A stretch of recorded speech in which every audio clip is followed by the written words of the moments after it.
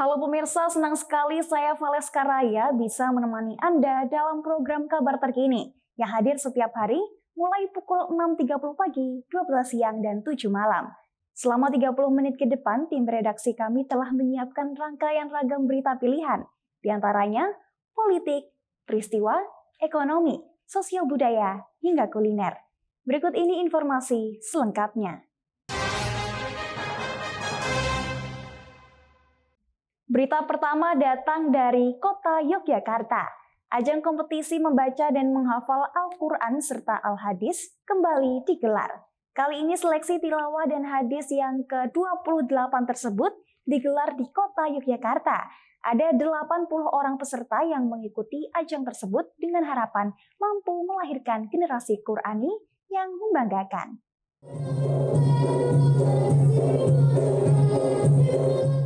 Penampilan apik siswa Madrasah Muhammadiyah Mu'alimat Kota Yogyakarta yang membawakan kesenian tari saman sukses menjadi pembuka pada gelaran seleksi tilawah dan hadis STQH tingkat daerah istimewa Yogyakarta. Bertempat di Gedung Praha Pandawa Balai Kota Yogyakarta, gelaran STQH yang ke-28 diikuti oleh Kanwil Kemenak DIY ini turut diikuti puluhan peserta dari 4 kabupaten kota di DIY. Ada 8 cabang yang diperlombakan, yakni tilawah Al-Quran golongan dewasa, tahfidz Al-Quran 5 juz, dan tilawah tahfidz 10 juz, tahfidz 20 juz, tahfidz 30 juz, tafsir Al-Quran bahasa Arab, hafalan 100 hadis dengan sanad, serta hafalan 500 hadis tanpa sanad. Kegiatan yang akan berlangsung pada 26 April 2025 ini diharapkan menjadi momentum penting dalam melahirkan generasi Qurani untuk menyongsong Indonesia Emas 2045. Di Yogyakarta, penyelenggaraan STQ itu berjenjang, mulai dari tingkat kecamatan. Alhamdulillah, seluruh kecamatan di daerah istimewa Yogyakarta itu menyelenggarakan seleksi tilawatil Quran maupun MTQ. Untuk selanjutnya, para juara di tingkat kecamatan itu kemudian mengikuti STQ maupun MTQ di tingkat kabupaten. Nah, selanjutnya yang para juara di tingkat kabupaten kemudian maju sebagai kafilah di STQ maupun MTQ tingkat daerah istimewa Yogyakarta. Motivasinya karena saya pribadi ya karena berfokusnya memang di bidang ini sudah pernah belajar di pondok. Nah, pengen cara mengamalkan yang dulu pernah kita pelajari itu harus ada tempat untuk pengamalannya dan juga ingin berkompetisi secara sehat dengan teman-teman yang lain. Secara kasarnya kita ingin membandingkan kualitas diri kita. Apakah diri kita ini memang sudah paham atau memang masih perlu dievaluasi. Sehingga kami menemukan di STQH ini banyak sekali kompetitor yang Masya Allah ya, sangat luar biasa, sangat berbijaksana, keren-keren lah. Sedikitnya ada 80 kafilah terbaik dari masing-masing kabupaten kota di DIY yang turut ambil bagian dalam lomba tersebut. STQH 2025 diharapkan bukan sekedar ajang seremonial, namun benar-benar menjadi ruang pembinaan, seleksi, dan syiar nilai-nilai Al-Quran di masyarakat. Dengan sinergi pemerintah, tokoh agama, dan masyarakat, DIY optimis melahirkan generasi Qurani. Digelarnya STQH ini tidak hanya menjadi ajang kompetisi membaca dan menghafal, tetapi juga menjadi langkah awal untuk merealisasikan nilai-nilai Al-Quran dalam kehidupan sehari-hari. Para kafilah yang berhasil meraih juara dipastikan akan mewakili DIY dalam ajang STQH tingkat nasional yang akan digelar di Sulawesi Tenggara bulan September mendatang. Dari Bantul, Yogyakarta, Joko Pramono, Channel TV.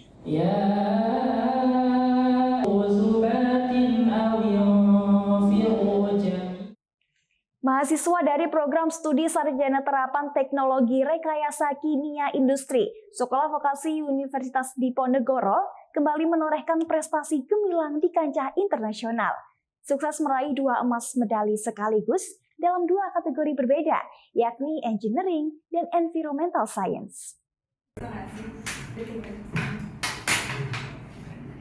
Dalam ajang Jakarta International Science Fair 2025 online competition pada 15 hingga 17 April 2025, 2 tim dari komunitas riset Kayovox Chem Ikar Undip sukses meraih 2 gold medal sekaligus dalam 2 kategori berbeda, yakni Engineering dan Environmental Science. Kompetisi internasional ini diikuti 36 negara dan 100 lebih peserta. Tim pertama, Kayovox Ramayana, berhasil menyabet gold medal di kategori engineering lewat karya berjudul Advancing Green Automotive Prototypes, Generation and Pneumatic Propulsion. Mereka merancang kendaraan Chem E-Car bernama Ramayana yang digerakkan oleh tekanan oksigen hasil dekomposisi hidrogen peroksida dengan katalis kalium permanganan. Oksigen tersebut digunakan untuk menggerakkan sistem pneumatik menciptakan sumber energi bersih tanpa emisi. Sementara itu, tim kedua, IOKI Fox Team, sukses meraih gold medal di kategori Environmental Science dengan karya bertajuk The Potential of Aluminium Air Batteries as a Green Energy Source, Design and Implementation in an Electric Vehicle Car Application. Mereka mengembangkan mobil listrik berbasis aluminium air batteries yang tidak hanya berdaya energi tinggi dan nol emisi, tetapi juga dilengkapi sistem pemberhentian otomatis berbasis reaksi iodine clock dan sensor laser dengan akurasi tinggi. Kedua tim ini mempresentasikan semangat dan kompetensi mahasiswa vokasi Undip dalam mengintegrasikan prinsip-prinsip rekayasa kimia dengan inovasi teknologi berkelanjutan.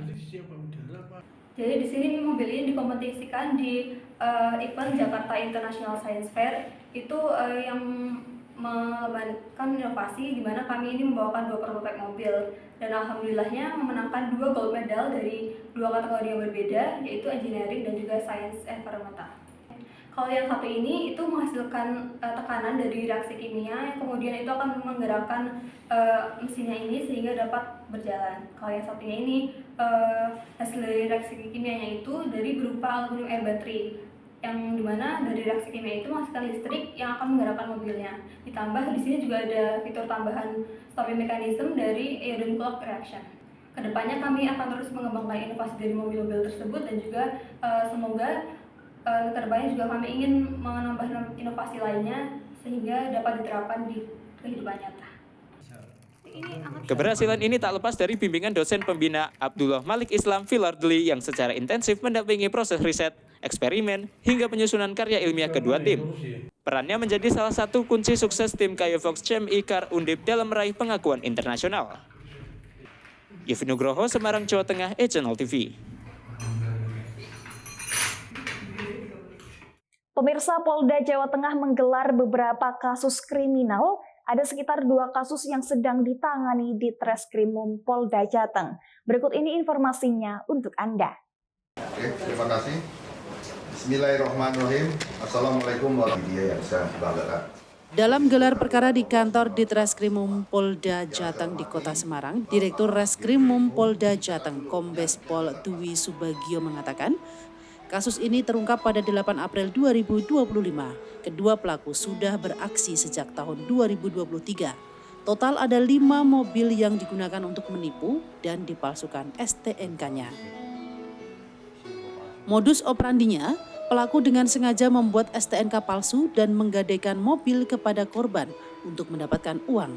Setelah mobil digunakan di parkiran sebuah mal, pelaku mengambil mobil dengan menggunakan kunci cadangan dan mengubah plat mobil dengan identitas aslinya.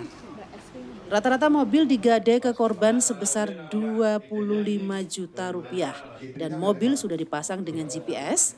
Tersangka juga menghentikan mobil dan mengambil mobil. Kemudian digadaikan serta mobil diambil lagi dan digadaikan kembali. Kedua pelaku bernama Kukuh Pambudi dan Antoni. Kukuh berperan sebagai otak kejahatan, pemilik mobil yang mencari korban. Sedangkan Antoni memalsukan STNK. STNK yang dipalsukan, datanya didapat pelaku Antoni dari jejaringnya. STNK itu merupakan STNK asli yang sudah tidak terpakai. Kemudian datanya dihapus dan dicetak kembali dengan print komputer. Pihaknya telah menyita 2 mobil dan 3 mobil lainnya masih ditelusuri.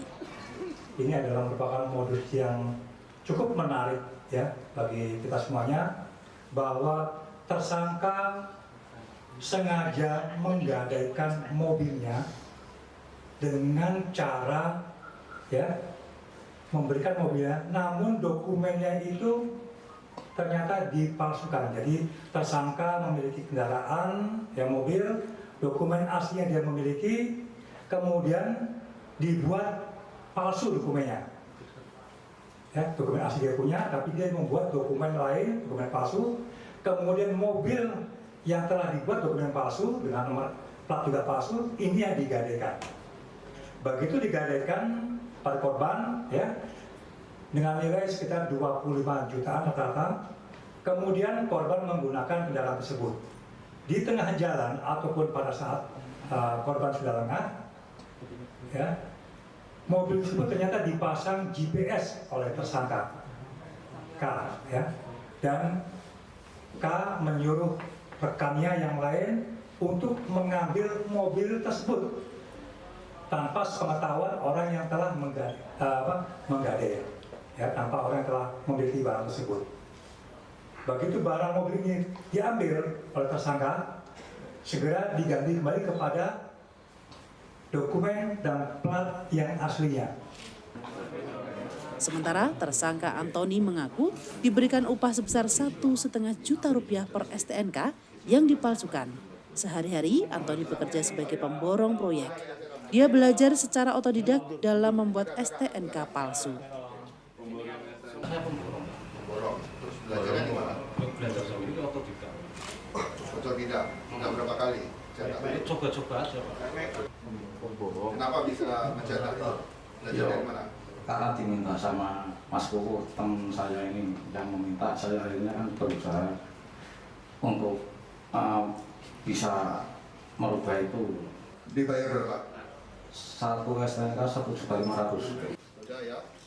Atas perbuatannya, tersangka dijerat pasal 263 KUHP dengan hukuman maksimal 6 tahun penjara. Dari Semarang, Jawa Tengah, Yofi Nugroho, Ejano TV.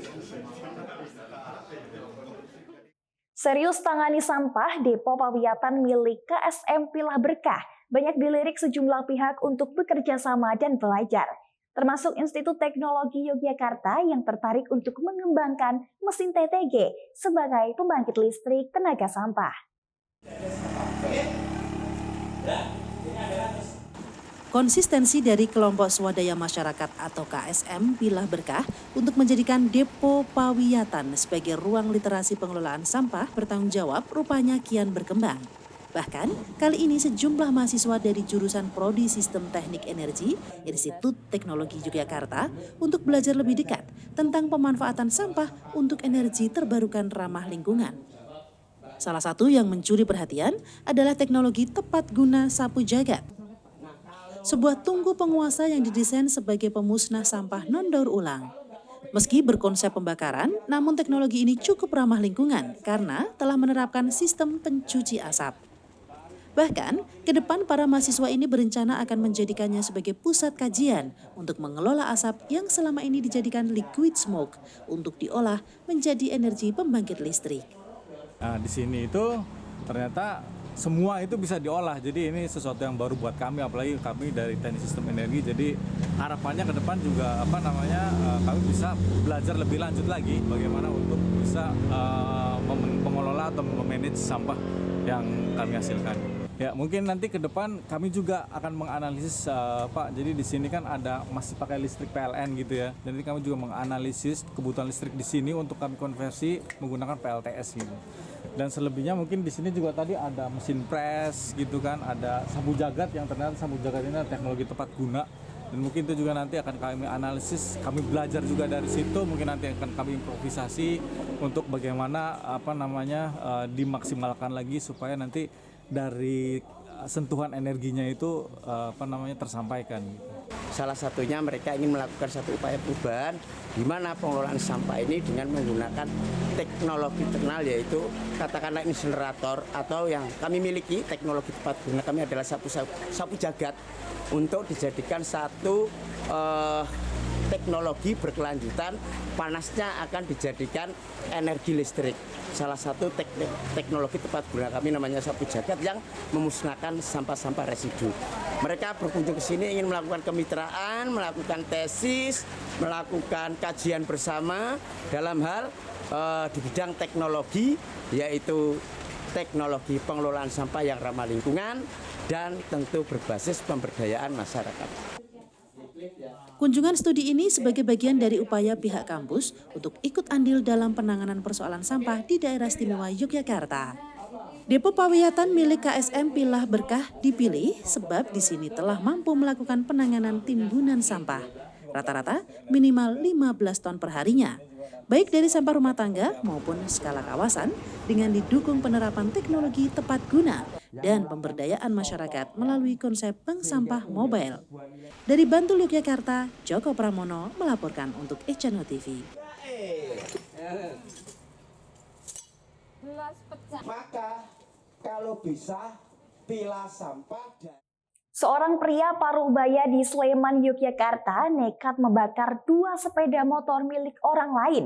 Penyebabnya karena pelaku kesal spot favoritnya mancing di sungai dipakai korban mencari ikan dengan cara memanah.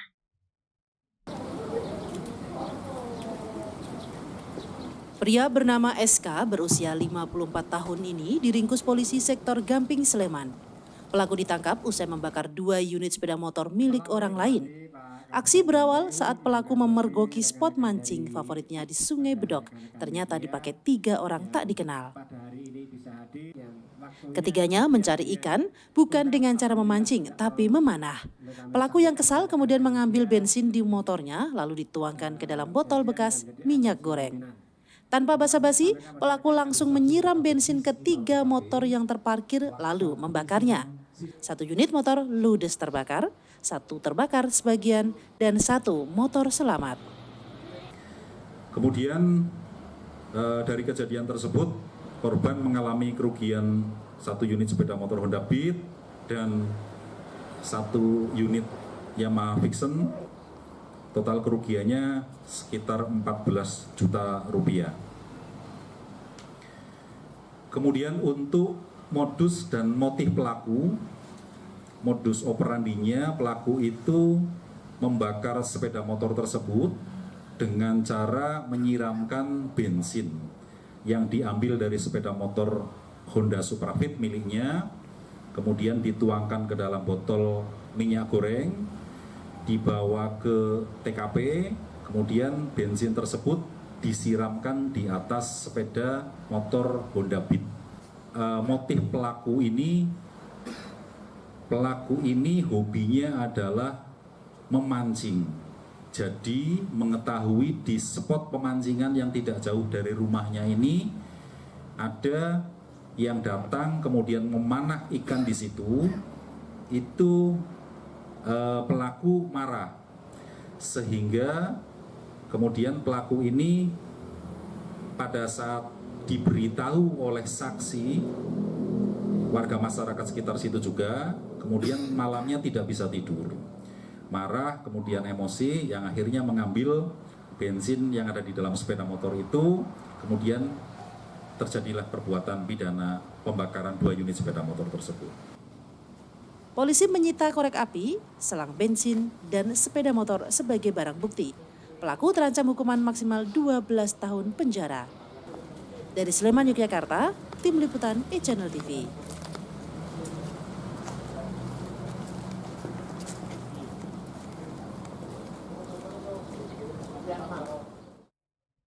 Dua narapidana terorisme di Lembaga Permasyarakatan kelas 2B Klaten berikrar setia kepada Negara Kesatuan Republik Indonesia (NKRI). Ikrar tersebut disaksikan oleh berbagai stakeholder. Ketuhanan yang Maha Esa, Tuhanan yang Maha Esa. Dua. Kemanusiaan. Inilah 2 narapidana teroris atau napiter, Ival dan Bai, yang melakukan ikrar setia NKRI yang dilakukan di Lembaga Permasyarakatan Lapas kelas 2B Kabupaten Klaten, Jawa Tengah. 2 napiter ini melangsungkan ikrar di hadapan sejumlah stakeholder seperti Badan Penanggulangan Terorisme, Badan Intelijen Negara, Densus 88 Anti Teror, Lapas, TNI, Polri, dan Kementerian Agama. Ikrar setia kepada NKRI itu diawali dengan menyanyikan lagu Kebangsaan Indonesia Raya, pembacaan teks Pancasila hingga pembacaan ikrar oleh kedua napiter yang dipandu oleh Kepala Lapas kelas 2B, termasuk melakukan penghormatan dan penciuman kepada bendera merah putih. Ikrar setia NKRI ini mereka sanggup meninggalkan paham terorisme dan dapat kembali ke masyarakat dengan mengikuti sholat berjamaah di masjid, setia kepada bangsa dan negara. Mereka berkesempatan untuk menjalani proses bebas bersyarat, salah satunya syaratnya dengan melakukan ikrar setia kepada NKRI. Sebelumnya, mereka juga telah menjalani pembinaan di Lapas kelas 2B Klaten sejak November 2024 hingga saat ini. Perwakilan dari Badan Penanggulangan Terorisme mengungkapkan bahwa kedua napiter ini merupakan pindahan dari Rutan Cikias. Mereka sebelumnya terlibat dalam kelompok Jamaah Ansharut Daulah atau JAD di Poso. Pada putusan pengadilan, kedua divonis selama 3 tahun 6 bulan. Salah satu napiter mengaku bahagia setelah melakukan ikrar setia NKRI di Lapas kelas 2B Klaten. Terlebih lagi setelah dirinya mengikuti berbagai pembinaan yang dilakukan di lapas. Sebelumnya, napiter ini mengaku menyesal karena pernah terlibat dengan kelompok teroris. Nantinya mereka akan membuka usaha, salah satunya usaha warung makan. Ini adalah ikrar kesetiaan kepada NKRI dari dua warga binaan kami untuk alhamdulillah kembali kepada Ibu Pertiwi, kembali kepada sudah meninggalkan paham terorisme dan dapat kembali ke masyarakat. Jadi sebelum ada ikrar ini dilakukan asesmen dulu melalui BNPT dari Dirjen Pas untuk melihat perkembangan pembinaan mereka. Apakah mereka sudah mau mengikuti pembinaan yang ada di sini? Kalau paham mereka masih merah, mereka nggak mau ikut sholat jamaah di masjid. Mereka nggak mau hormat kepada bendera. Ini kan buktinya mereka sudah mengikuti sholat berjamaah di masjid, mengikuti program pembinaan, pengajian umum, mereka datang dan diwujudkan tadi sudah mau hormat kepada bendera dan mencium bendera. Kondisinya mereka 3 tahun 6 bulan, dua-duanya jaringannya sama, asalnya juga sama, kebetulan dari Pusu. Sudah di Lapas Klaten sekitar 6 bulan. Kasus apa Mbak sebelumnya? Kasus CAD, keterlibatan dengan CAD Pusu. Sebelumnya di lapas mana Mbak ini? Sebelumnya pindah dari rutan Cikeas. Lalu bulan November dipindah ke Lapas Klaten. Alhamdulillah hari ini saya bahagia sekali setelah melewati berbagai pembinaan dari pihak Lapas Klaten, BNPT, Densus 88 dan kepolisian dan pihak terkait lainnya. Alhamdulillah pada hari ini saya benar-benar tulus ikhlas untuk ikrar NKRI. Dengan adanya hal-hal kemarin itu gimana Mas? Menyesal atau gimana? Menyesal sekali Pak. Gimana menyesalnya itu? Alasannya apa? Ya alasannya setelah saya mendapatkan pembinaan, saya diberikan buku-buku bacaan. Saya mulai terbuka pikiran saya untuk membaca-baca buku. Ternyata setelah saya pahami banyak sekali hadis-hadis dari Rasulullah yang tidak saya baca, yang kemarin saya belum sempat baca, dan setelah mendapatkan program pembinaan saya baca, ternyata saya koreksi banyak sekali kesalahan saya. Di situ saya menyesal sekali Pak. Ya setelah bebas saya ingin punya rencana, ingin buka usaha, jalani kehidupan yang lebih baik lagi lah dari yang kemarin. Warung atau? Ya paling warung makan. Lisla Safitri dari Klaten, Jawa Tengah, e-Channel TV melaporkan.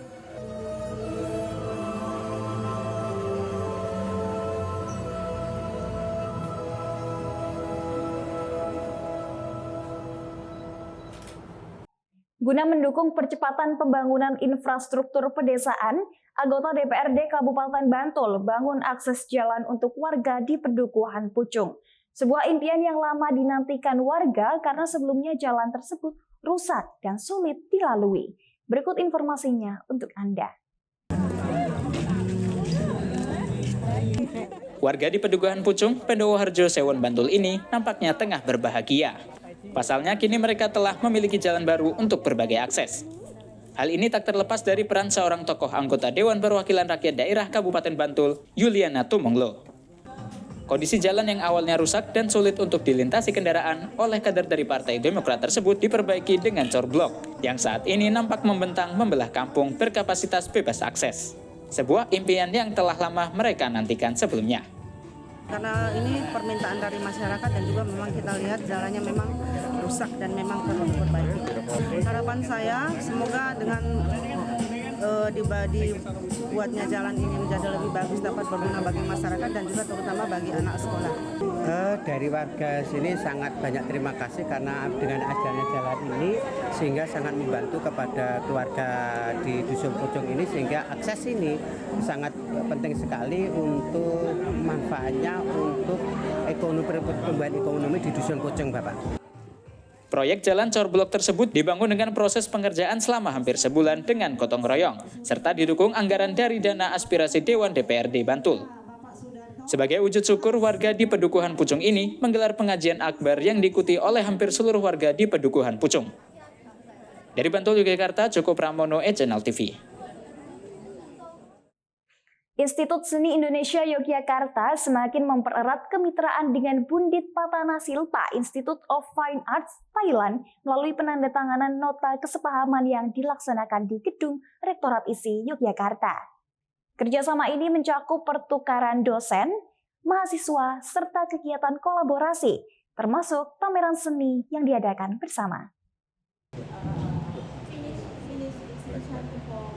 Beragam karya seni rupa nampak terpajang hampir memenuhi ruang pamer Fakultas Seni Rupa Institut Seni Indonesia ISI Yogyakarta. Ada ratusan karya yang dipamerkan, semuanya merupakan karya-karya seniman lokal dan seniman luar negeri yakni Thailand. Inilah bagian dari wujud kerjasama yang dilakukan oleh Institut Seni Indonesia ISI Yogyakarta dan Bundit Patana Silpa Institute of Fine Arts Thailand. Jalinan kerjasama itu juga dituangkan dalam penandatanganan nota kesepahaman MOU antara kedua kampus seni ternama tersebut.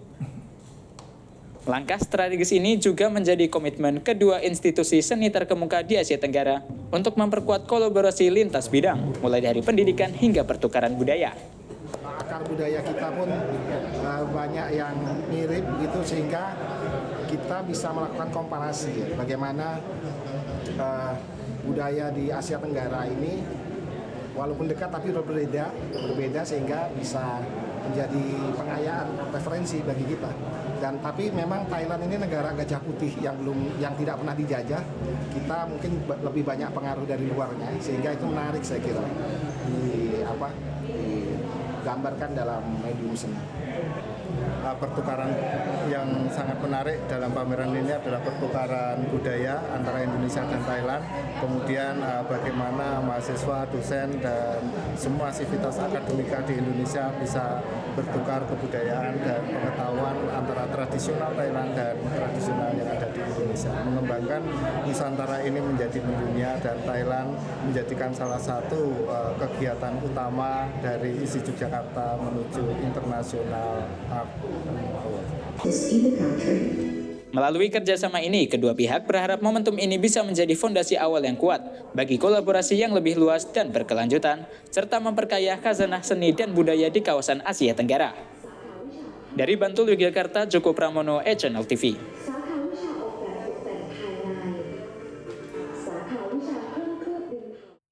Informasi dari Bantul, Yogyakarta ini menutup perjumpaan kita dalam program Berita Terkini. Saksikan selalu informasi terkini dan terpercaya yang hadir setiap hari, dari pagi, siang, hingga malam hanya di E-Channel TV. Saya Valeska Raya dan tim redaksi yang bertugas mengucapkan terima kasih. Sampai jumpa dan tetap semangat!